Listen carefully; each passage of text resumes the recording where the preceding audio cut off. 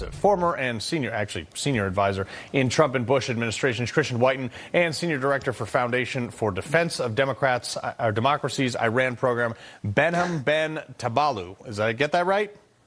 Taleblu, close enough. Taleblu, we got you. All right, cool. All right, so Christian, I'll go to you first on this one. I'm watching this. I'm thinking we should just sit back. They seem to be having their own little mini civil war. We should not get involved right now. Well, I think we have a compelling national interest to make trouble for this regime. It's not just another in a dozen or 2 dozen or 3 dozen repressive, problematic governments around the world. This one is a biggie. It's killed thousands of Americans over the year. It came to power, this Islamist theocracy, by taking American diplomats hostage, killed a lot of our Marines in Beirut, killed untold number of Americans, soldiers, civilians in Iraq and around the world. So we sort of owe them. We should want this regime to run into trouble. I don't think it's nation building to do so, but our capabilities to act are limited. The CIA is out of the business of political warfare unless it's against the Republican government here in the U.S. So there are, a finite amount of things we can do, but I think certainly being on the side of the protesters is a good thing to be. Yeah. Behnam, the other thing, too, is this has been a long time coming, okay? There's been massive oppression. Now, the same types of people, though, who cheered in the current leadership, 30, 50 years ago, those same people are the ones that got oppressed the most. So it's like, is there any real solution in an area that's this volatile?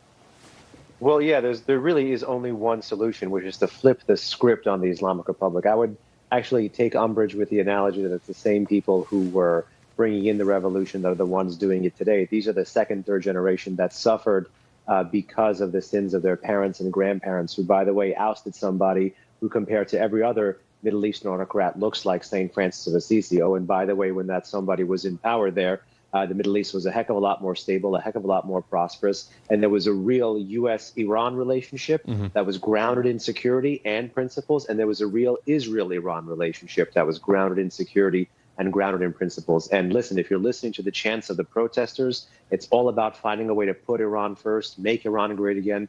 I think they deserve our support because they got their sights set on a regime that quite literally has a bounty on the head of the U.S. president. This regime has issued multiple fatwas calling for the killing of President Trump, the confiscation of his property, and the taking of his family and his daughters. I don't think we should really be letting that stand. Foreign policy is not missionary work, as Henry Kissinger used to say. Yeah. It is not missionary work to put Tehran's theocrats out of business. Having been in and out of Iraq for almost 9 years, I'm cautiously optimistic about this, but I know that region has not some of the most stable things in governance.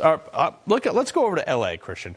A person drove a U-Haul truck down a street while these people were protesting to overthrow the Iranian regime in L.A., though. And somebody who is pro-current Iranian regime, apparently, as we know now, we're assuming, took this U-Haul, just ran a bunch of people over.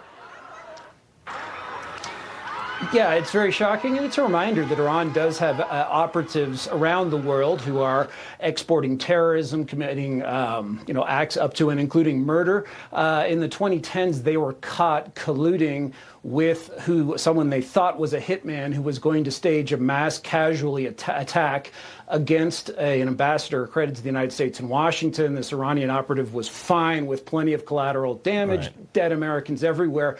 So this is a government that's not just looking to have theocratic tyranny at home. This is a government that wants to upend other governments, especially democracies and our allies in the Gulf, especially Israel. They'd love to annihilate Israel and have another Holocaust in the twinkling of an eye in Tel Aviv with a nuclear weapon. So, bad guys. Real quick, Ben, the Lindsey Graham, though, is urging Donald Trump to kill the leadership. I mean, he's never met a war he doesn't like.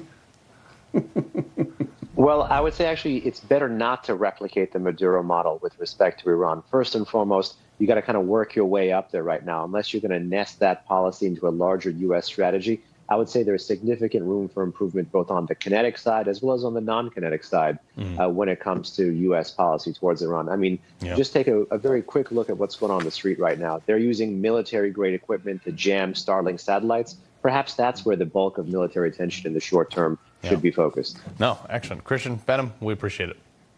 Thank you.